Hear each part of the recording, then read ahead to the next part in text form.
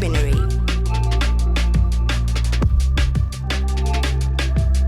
The podcast exploring how we understand and live urban spaces.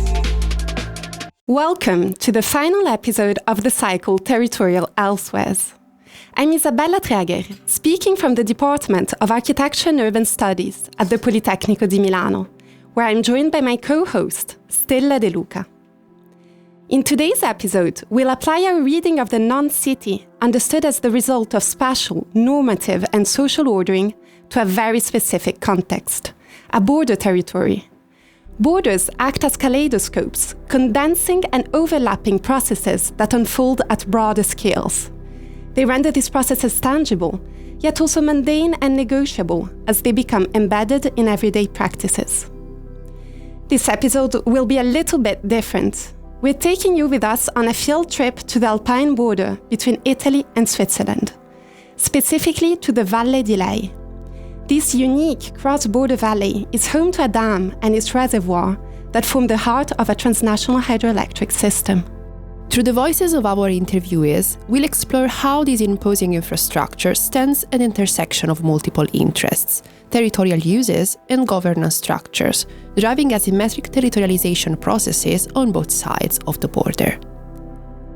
We will unpack how its construction shifted the location of the border and how today the entire valley constitutes an in-between space, where the border is no longer just a geopolitical line, but a zone of constant negotiation, friction, and exchange between unlikely actors, from Italian farmers practicing transhumance to the binational company managing the hydroelectric network to the Swiss army.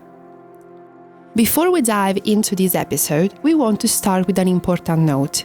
This episode is the product of an ongoing research, which is still in its early stages.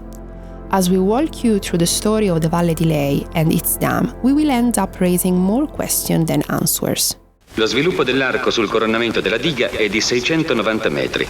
L'altezza massima sul punto più basso delle fondazioni è di 143 metri. In this excerpt of the 1961 documentary Un metro lungo cinque, directed by Ermanno Olmi, the impressive dimensions of the Valle di Lei dam are listed. With its 690 meters of length, it was at the time of its construction the longest double curvature dam in the world. The film goes on to narrate the engineering prowess behind the dam's design and the monumental, territorial-scaled system sustaining the production, transport and processing of the concrete necessary to build a dam weighing twice as much as Milan's cathedral, the Duomo. Up here, everything takes on gigantic dimensions. 1 meter is long 5 meters, the dam builders say. It is this sentence that gives the documentary its title. To reach the Valle di Lei, you pass through a narrow tunnel carved inside the mountain, the only road access to the valley. As you emerge from it, the view opens up onto a breathtaking panorama, the stark silhouette of the dam framed by alpine peaks reflected onto the lake. With its austere monumental form, the dam seems to rise naturally from the landscape, echoing the grandeur of the mountains around it. That impression is only heightened by the valley's remoteness. From Chiavenna, the main city on the Italian side, it took us nearly 2 hours to arrive there. Indeed, while the Valle di Lei lies mostly within Italian territory, the only car access is from Switzerland.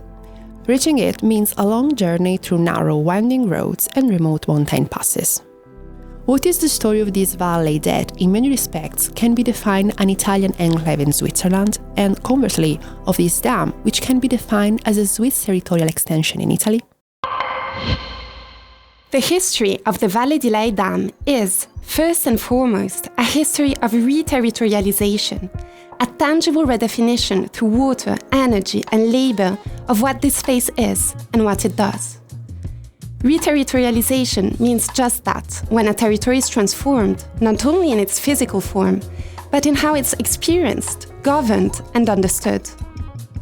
This unfolds when shifting economic, social, and political forces redraw the lines, not just on a map, but in everyday life, changing who holds power and how the land is used.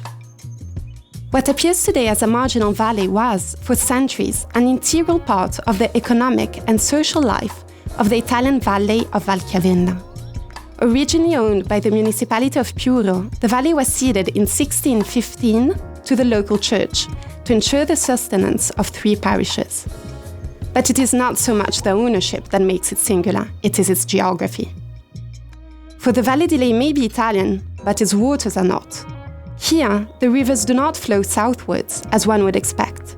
They flow northwards across the Swiss border and into the Rhine catchment area. Historically, this was a terrain of alpine pasture, shared by the shepherds and farmers of the Val Chiavenna. But it is also, and perhaps above all, a land of uncertain borders.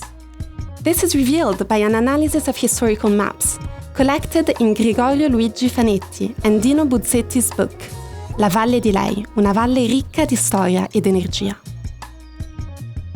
For example, a map dating from 1888 of the Swiss Federal Institute shows the entire valley as belonging to Swiss territory. And this, despite the fact that the border between Italy and Switzerland had been formally defined in 1805. But, as we know, in the mountains, borders are negotiated rather than drawn. The existence is not only juridic, it is material, economic, embedded in everydayness. And the dam is perhaps the most obvious manifestation of this constant process of renegotiation. The first studies assessing the potential development of hydroelectric production in the territory date back to 1910, at a time when Switzerland was investing in the expansion of its hydroelectric sector. The latter was seen as a pivotal economic asset, commonly referred to as white coal. Although the Swiss government implemented various measures to ensure that the majority of shares in hydroelectric companies remained in Swiss hands, it is noteworthy that in this particular case, an Italian company features among the shareholders, Edison. Bear this name in mind, Edison will become an important actor in our story. Interestingly, the first fully developed hydroelectric proposal did not concern the Valle di Lei, but rather the neighboring Splügen area in the canton of Graubünden. Following a heated national debate, commonly referred to as the struggle for the Rheinwald, the project was ultimately rejected by the relevant authorities. Leading the opposition was a consortium made up not only of local residents, some of whom faced displacement to make way for the proposed artificial lake, but also by representatives from the cantons of Lower Switzerland. The group successfully pushed for a popular referendum, in which an overwhelming 93% of voters rejected the dam's construction. This marked the moment when Swiss interest in the Valle di Lei took shape, driven by the ambition to complete a strategic vision for Switzerland's energy system. In 1947, negotiations between Italy and Switzerland commenced regarding the use of the water resources. Summarizing the negotiation process that accompanied the construction of the dam, it's not an easy task.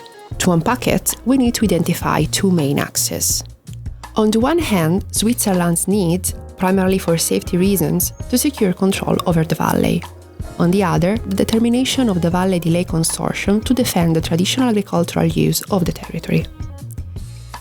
It is precisely this tension that deserves to be unpacked, not only to understand the dam as an infrastructure, but to grasp the transformation of the landscape and its function within space. To see how, in the clash between energy interests and local uses, territorial and political hierarchies were redefined. To start with, it's important to clarify that the project originated into Switzerland, even though Edison, the Italian energy company, played a crucial role in ensuring its realization. The canton of Graubünden's initial intention was to fully acquire of the Valle di Lei's alpine pastures. This intention was driven by at least 2 underlying logics. The first one was geopolitical and military. The full acquisition would have facilitated the future integration of the valley into Swiss territory, a condition deemed necessary by the Swiss military to ensure its strategic security. The second was sanitary and agricultural. The valley had long been at the center of historical disputes between Swiss and Lombard farmers, with the former regularly accusing the Italians of spreading diseases among livestock. From the very beginning of the negotiation, which started in 1947, a profound asymmetry between the actors involved became evident. On the Swiss side, federal water law granted the canton of Graubünden and the Swiss municipalities holding the concession a significant role. This influence was further enforced by the fact that the canton was also a shareholder in the hydroelectric company in the question, the Consortium Kraftwerke Hinterrhein, KKH. On the Italian side, the legislative framework did not grant any decision-making power to the involved municipalities, Piuro, Villa di Chiavenna and Campodolcino, nor did they hold any shares in the KKH consortium. This is well explained by Omar Iacomella, the mayor of Piuro. Ovviamente per quanto riguarda le autorizzazioni, essendo... When it came to authorizations, given the international nature of the project, the local community had very little say. Unlike Switzerland, which is a federal state where decisions about territorial matters ultimately lie with the municipal councils and local assemblies, in Italy, the construction of the dam was essentially imposed from Rome. The municipality of Piuro, for instance, had no real room to intervene. È stata calata direttamente da Roma. At the time, there were no legal procedures equivalent to what we call a conference of services, where local communities can formally express opinions or raise concerns. Conferenza dei servizi, ovvero il rilascio di quelli che sono i pareri o le istanze dalla comunità locale. At the negotiation table, then, sat the Swiss government, the Swiss hydroelectric company, the Italian energy company Edison, which had already expressed interest in exploiting the valley's water, the Italian government, and finally, the Valle di Lei consortium, composed of the valley's mainland owners. We'll come back to the consortium in a moment. The consortium was the first to raise concrete concerns. It did not reject dialogue, but set on clear condition. It would only be willing to negotiate with Swiss company, a condition that, in their view, would protect them from the risk of expropriation. Dino Buzzetti, co-author of La Valle di Lei, una valle ricca di storia d'energia, explained this during one of our conversations. All'inizio, vista la richiesta... At the beginning, the Swiss request to occupy the valley to build a dam was rejected. People relied on that land. It was their main source of livelihood at the time. La gente viveva di quello, era, diciamo, il sostentamento maggiore di quel periodo.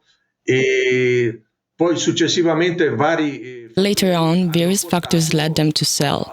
As explained in the book, it seems that the real motive was the fear of actual expropriation, with very little room for negotiation. Era la paura dell'esproprio vero e proprio, dove c'era poca possibilità di contrattazione. The full integration of the Valle di Lei into Swiss territory would never concretize.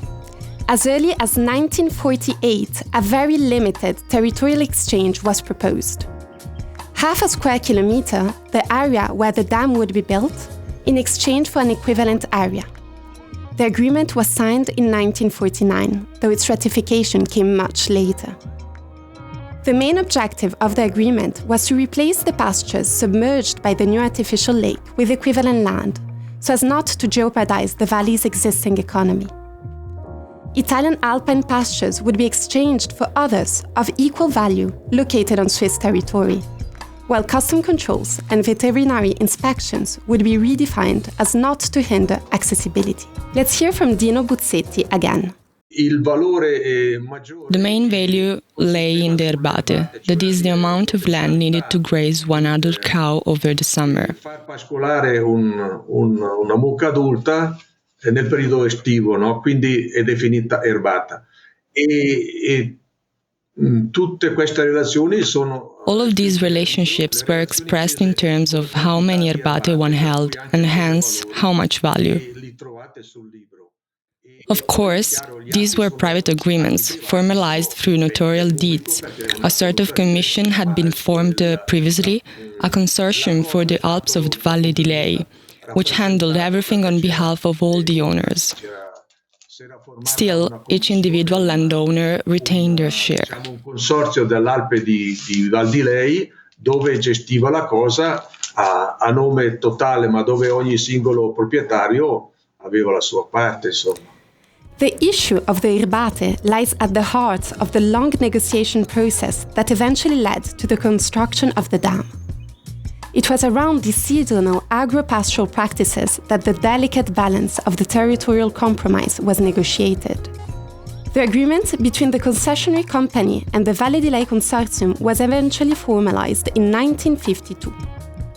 This marked the official appearance of KHR, Kraftwerke Hinterrhein AG, a concessionary company in the process of being established, made up of the Swiss hydroelectric company KKH and the Italian energy company Edison.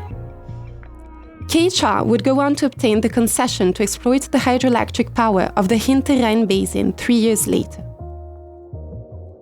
The material dimension of the agreement is significant. Of the 90-30 erbate present in the valley, 350 were submerged by the reservoir. The remaining 630 lost value, leading to additional compensation. In total, 480 erbate were physically replaced, while 190 were compensated in cash. The total sum that KHR would later pay to the members of the consortium is estimated at €3,700,000 in 2019 monetary value. KHR also committed to carrying out a series of compensatory works, restoring the access tracks, maintaining the road leading to the Alpen pastures, rebuilding the submerged buildings and the small church, as well as repairing any damage caused during the construction phase. Other matters, such as customs and veterinary controls, were settled through bilateral agreements between Italy and Switzerland. In 1955, the border between Italy and Switzerland was officially modified. A journalist from Candido, an Italian newspaper, summed it up as follows. The Valle di Lei is for the most part a long basin, except for the lowest part, precisely in the last kilometer before crossing into Switzerland, namely in the part that we should yield. There, it is sunken between sufficiently resistant rocks. It is the most favorable area to place a dam and a retention lake. The Alpe Palù area that would be given to us by Switzerland is a high mountain pasture land where few livestock is grazed poorly for 3 to 4 months of the year. From this simple summary, it is evident that the Italian government is about to give away to our Swiss industrial competitor an area of very high value for its potential in hydroelectric use, since not only is there no industrial counterpart, but not even the half square kilometer of pasture land given to us by Switzerland is counterbalanced. On our side, we are losing more than 8 to 10 square kilometers of pasture land that will be occupied by the lake in Valle di Lei. So the swap is all to our detriment. The dam was built in record time, just 4 years between 1958 and 1962. Although very condensed, the construction triggered a form of extensive urbanization that had a profound impact on the territory, affecting both the Italian and Swiss sides. The entire operation required the creation of a complex logistical system, stone mines, a base camp in Campodolcino, 2 cableways, an access tunnel, and infrastructure for processing raw materials. On site, a complete temporary urban settlement was built to host and support 1,500 workers. Dino Buzzetti and Michela Fanetti told us how, after construction ended, there was a strong push to dismantle this entire system. Today, only a few traces remain visible, silent witness of this titanic effort. Michela Fanetti, staff member of the Medesimo Infopoint and deep connoisseur of the valley, underlines the impact the dam had on the local community's relationship with the territory. The dam sits at around 1,900 to 2,000 meters, and the valley itself rises all the way up to 3,000. These were once used as summer pastures, but the area has never been inhabited year-round. This was where livestock was brought up during the summer months, to escape the heat and graze on fresh mountain grass, as was the custom. But it was never a place of permanent settlement. The dam contributed to depopulation by undermining livestock farming, pastoralism, and grazing. As a result, farmers had to leave, or, as happened in most cases, change jobs altogether. Nel senso che si è persa l'agricoltura, soprattutto l'allevamento più che l'agricoltura, perdendo la pastorizia, perdendo il pascolo, quindi i pastori hanno dovuto migrare o, come è successo nella maggioranza dei casi, abbandonare e cambiare lavoro. What captures the attention today is the dam itself, imposing and crowned with a long strip of solar panels.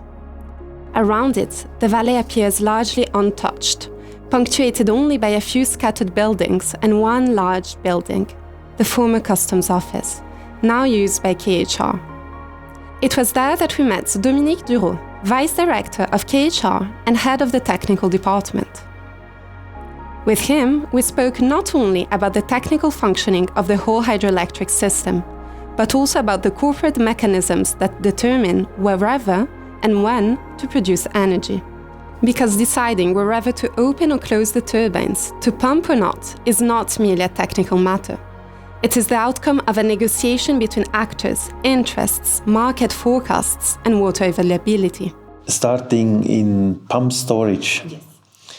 If we have the big reservoir, when the price is right and our partners want to sell the energy or have sold the energy, we as KHR, depending on the natural flows, we suggest what they can produce, mainly over these two power stations. So flowing here, let's say, a certain amount of water, we know we can produce that much energy in these two power stations. Which since we're registering, it's power stations of Ferrara and Sils, correct? Bernburg and Sils. Bernburg and Sils. Yeah, that's the two power stations. Yes. So we know the weather, we monitor the weather, and we make a forecast what can be produced. We send that to all the partners, and they make a common program what they want to operate really. They have their own strategies on the market. They look into their energy sold or wanted to sell on the spot market, for instance, and then they say, okay, we run 2,000 megawatt hours today. Yeah. And then they decide if they want to use storage water or not. Okay. But since that's worth a lot of money, they use it only when the price is right. So if they make good deals, then they make use of it. Mm-hmm. And then the water is turbined the first time in Ferreira, on these 3 turbines, sent over to Zufers. And in this upper reservoir, we can turbine the second time in the power station Bernburg. There is a small reservoir or lake, and that's taken then again to Sils. Dominique Durot's account clearly illustrates how infrastructure management choices are deeply intertwined with the system's physical materiality and its multi-scalar configuration.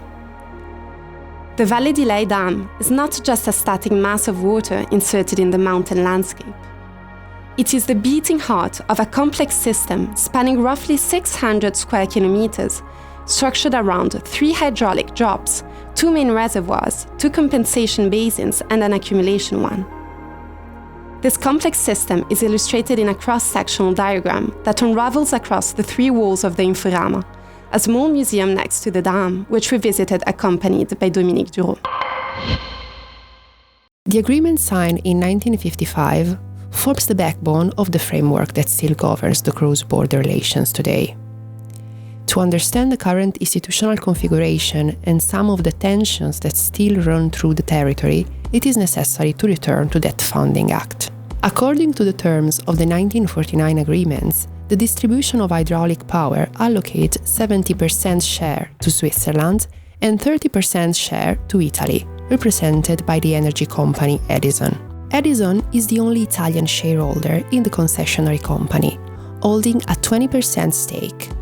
This share entitles it to a portion of the energy produced, transferred to Italy free of tax. On the Swiss side, the shareholder structure is more diversified, involving both public and private entities.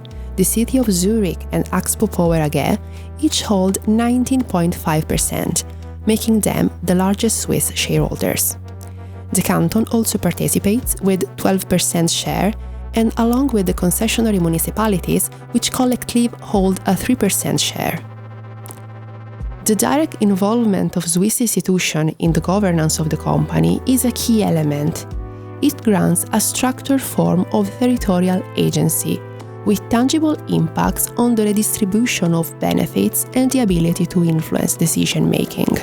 The 1955 agreement outlines the concessionaire's financial obligation to all parties, including concession fees to both Italian and Swiss public authorities.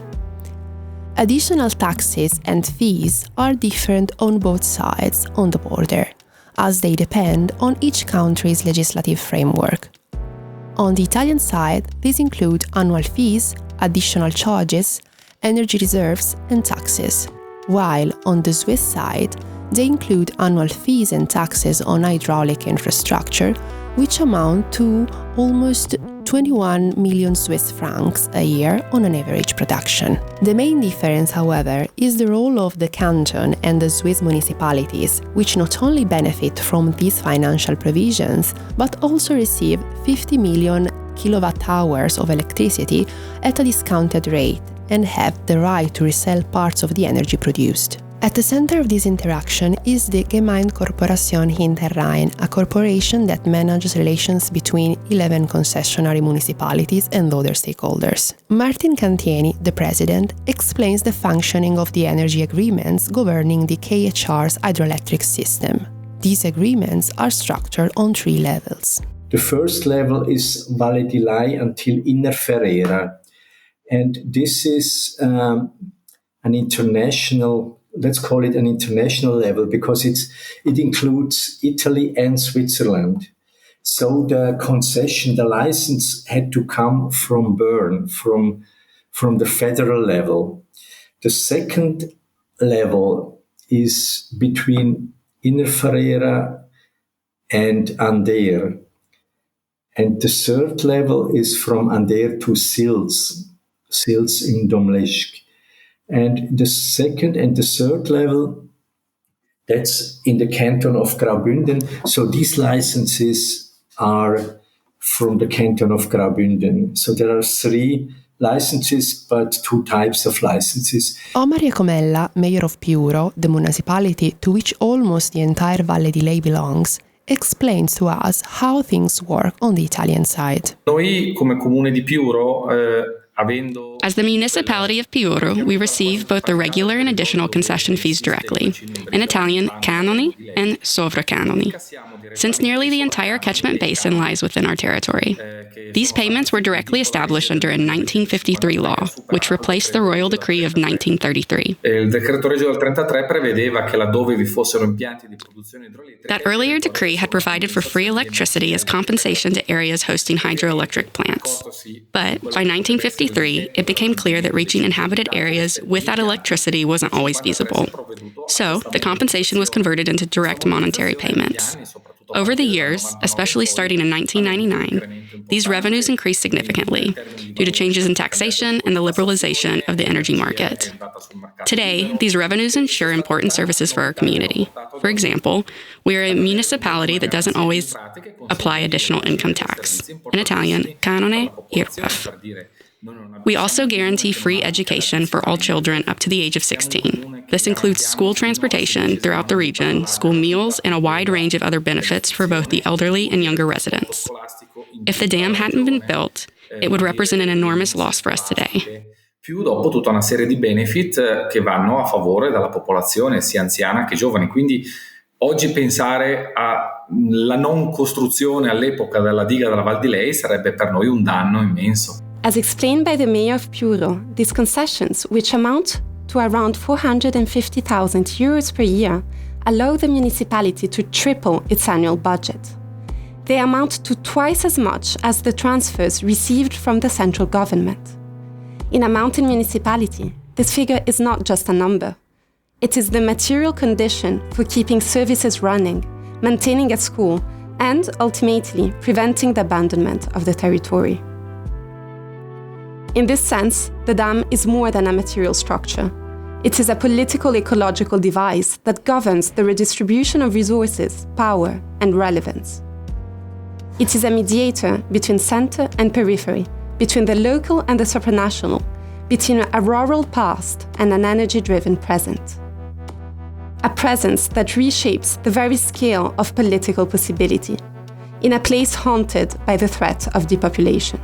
The management of water resources is also a source of frictions and renegotiations, as borne witness by the 2018 agreement.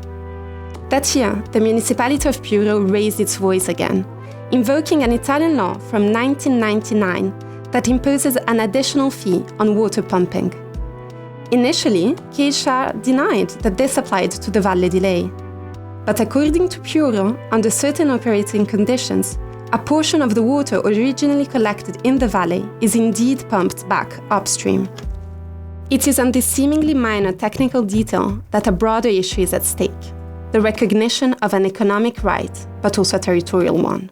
As Mayor Iacomella tells us. E quindi questo decreto che cosa ha previsto? Ha previsto che What did this decree establish? It stated that, based on the number of hours the pumps were operating, an additional fee had to be paid.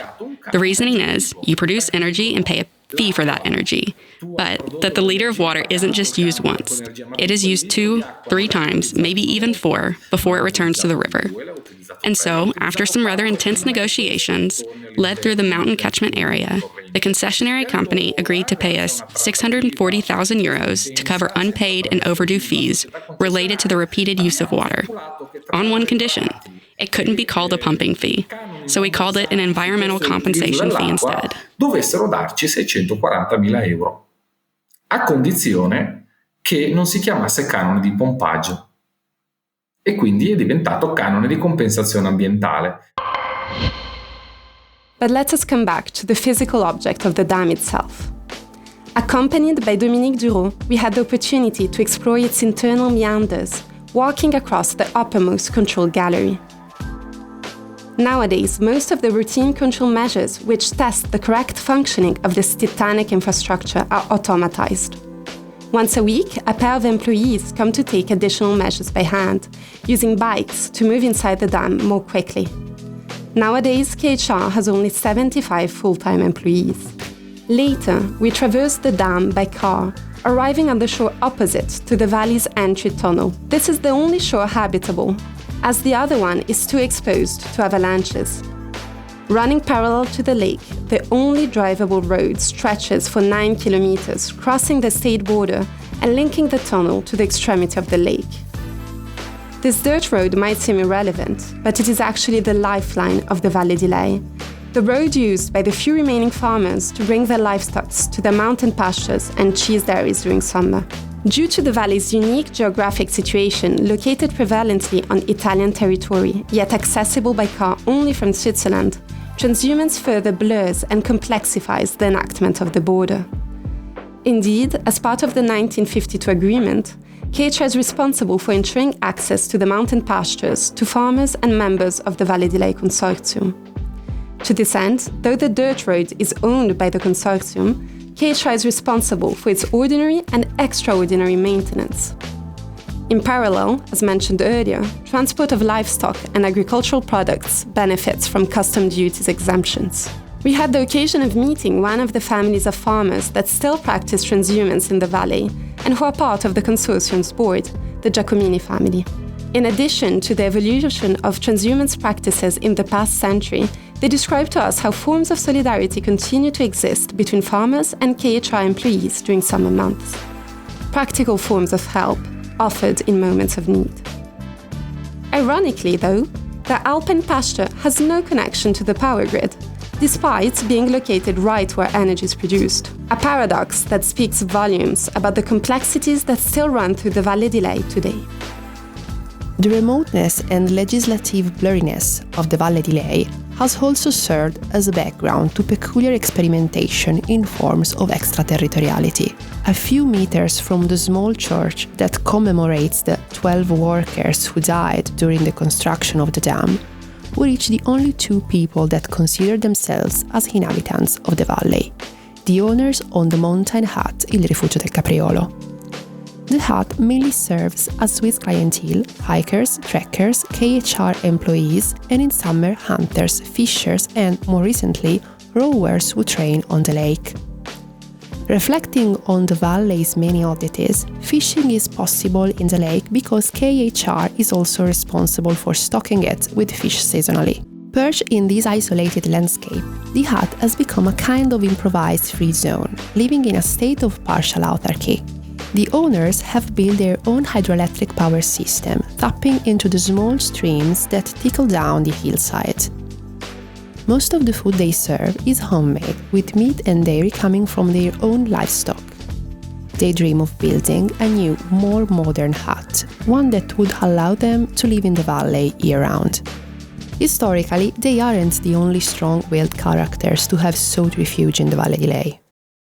Ja, da wären wir also Radio 24 in der ersten Direktsendung, der ersten offiziellen Sendung, wenn Sie so wollen. In 1979, Roger Szawiński launched the pirate radio station Radio 24, broadcasting from Pizzo Groppera, a mountain peak at the far end of the lake.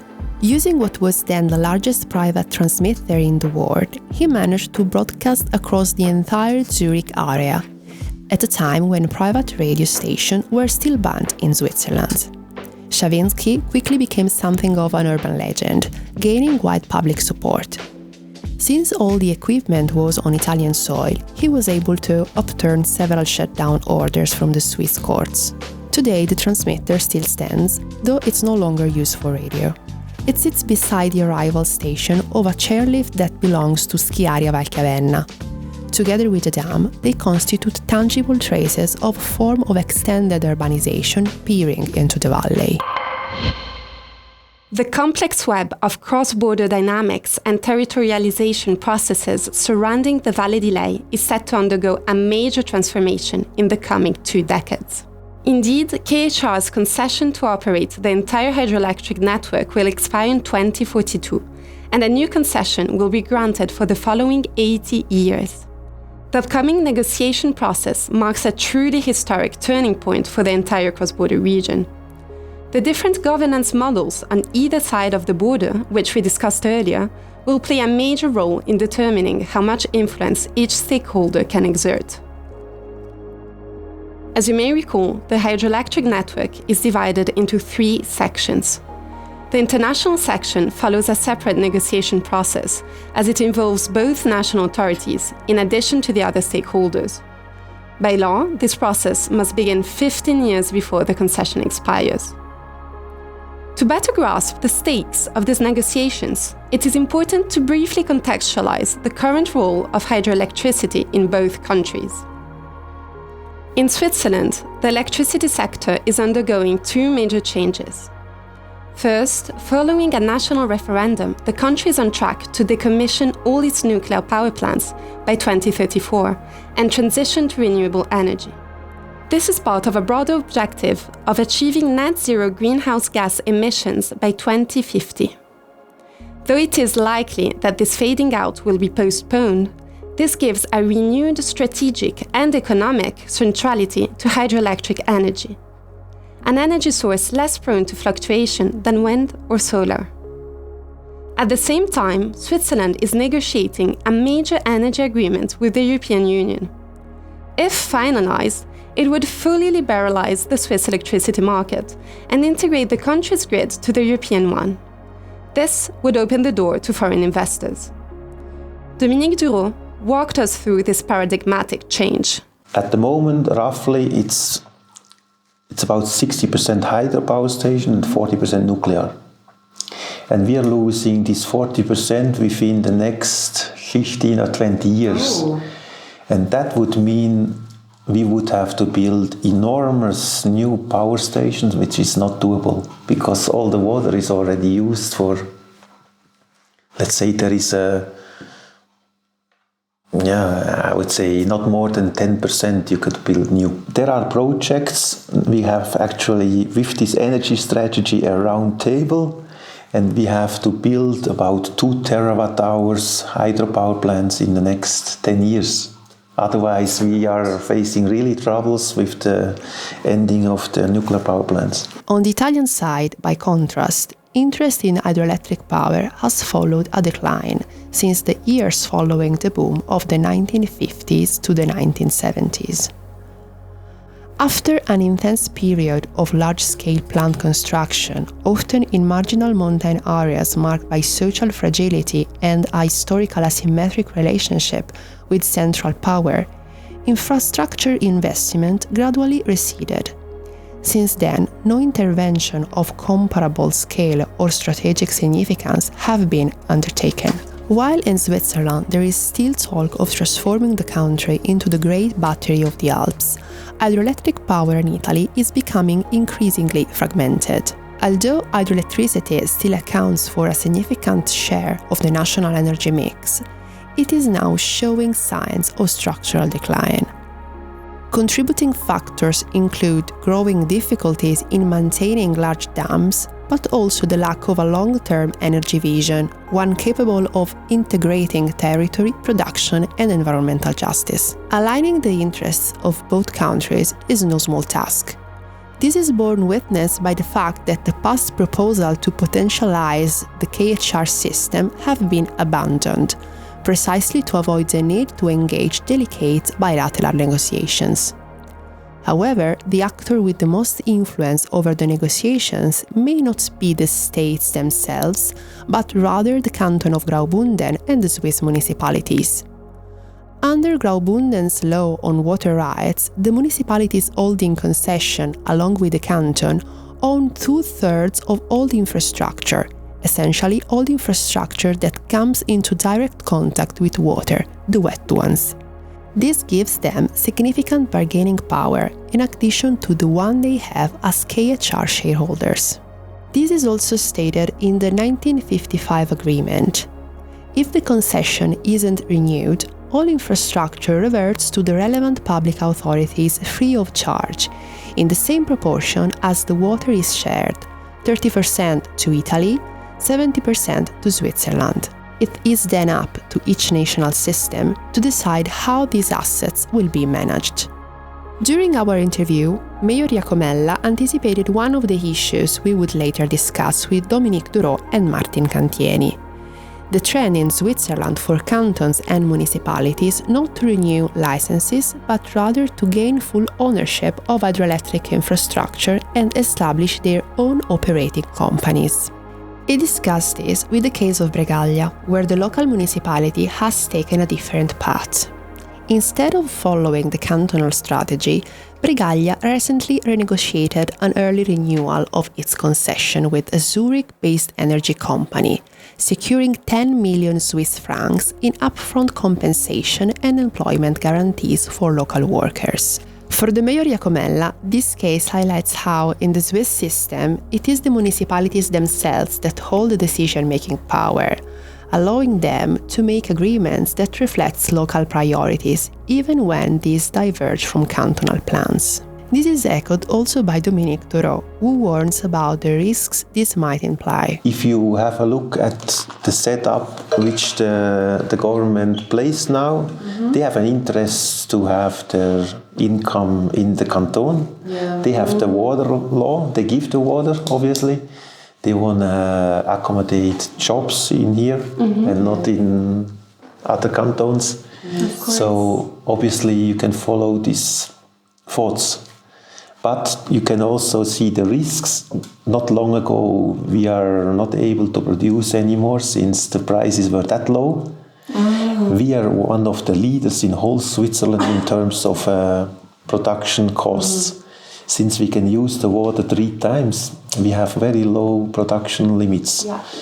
Yes. Like last year, for instance, we were coming out on 4.5 Rappen per kilowatt hours. So it's roughly, 3 cents per kilowatt hours. And you know the market prices which are asked for long-term, short-term businesses, and at the moment they are quite okay, but already in 2-3 years we can see the long-term values are going down again. And all these risks, if you own these power plants and you can't produce or sell it on the market, then you have also high risks. The issue of preparing the upcoming concession renewal is one we also discuss with Martin Cantieni, the president of the Corporation of Swiss Concessionary Municipalities. He told us about the work carried out alongside the mayors of the municipalities to make sure they would enter future negotiation with full awareness, a clear political vision, and the proper tools to make their voice heard at the decision-making table. And that is what we have to decide within these 11 communities. Do we want to be a bigger shareholder, or do we want to continue with the current shareholders and we just get maybe a part of the profit, kind of a clause that we include in the contracts, a kind of profit participation. Also, do we want to have more people in the board of directors? So these are the big topics which have to be discussed. On the other hand, Italian municipalities are very eager to play an active role in negotiation, a role they weren't given 60 years ago. Here's Omar Iacomella again. It's obvious that if the decision to renew the concessions were to go through a local or municipal referendum, the population would vote for whatever best serves the interests of the people of Pioro. Unfortunately, we are at the mercy of the national government, and of course we have no idea who will be in power in 2042. Our hope, at the very least, is that our administration will have started laying the groundwork, preparing tomorrow's leaders to be ready to negotiate within the limits of the law. Abbiamo già iniziato a seminare, a preparare gli amministratori di domani per dire siamo pronti a trattare nel limite della legge. It will be very interesting to see how the next phase unfolds and redraws power relations at different scales, within and across the border. While friction are, to some degree, inevitable, they are also necessary to create dialogue among actors that wouldn't otherwise interact with each other directly, and create space for new forms of agency and governance structures to emerge. Our favorite question to ask at the end of our interviews is, how do you imagine the territory in 2050? What are your hopes? Across the board, the most common answer was a desire to preserve the Valle di Lei, but also to foster the development of mountain tourism. Many of our interviewees mentioned that the region is already well known for ski mountaineering, and there's real potential to connect the Valle di Lei with existing or planned trails, such as the cross-border Weitsplugen Trail. Michela Fanetti explained to us that a significant step forward in that direction is also the replacement of the historic Groppera cable car. The new cable car, part of the Valchiavenna ski area, will connect the Groppero area, in Italy, with the summit of Pizzo Groppera, a mountain ridge that stands on the Valle di Lei. The project, with a total cost of nearly 28 million euros, is part of a territorial pact between the Lombardy region and the local mountain community, which is providing for nearly half of the funding.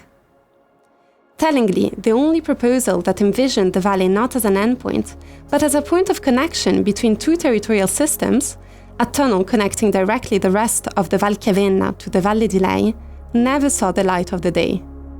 Its considerable cost was deemed not justifiable for the expected amount of transit. Through our interviews, what struck us was that climate change never came up spontaneously. The general impression was that water scarcity isn't perceived as a current threat. Dominique Durot, however, noted that climate change is already affecting energy production through increasingly unstable weather patterns. Still, because the KHS system relies primarily on river flow and only partially on glacial melt, electricity generation has not yet been significantly impacted. As we wrap up this episode and this cycle exploring Territorial Elsewheres, we have explored how the production of space traditionally considered as peripheral is driven by wider economic forces, driving deeply uneven and often exploitative territorialization trajectories. From the agricultural fields of Borgo Mezzanone to the 2026 Milano Cortina Winter Olympics to the commodification of water in alpine cross-border regions, what these examples have sought to shed light on is that far from being seamless and fluid, global flows have very tangible territorial and socio-spatial impacts. This resonates with the concept of friction developed by the anthropologist Anna Tseng in her book Friction, an ethnography of global connection. She speaks of the unequal and messy but also generative interconnection that emerge when global processes land in local contexts. Friction, Singh underlines, is in itself neutral. It can be both compromising and empowering. What makes it generative is that it creates a space of encounter and consequently a space for agency.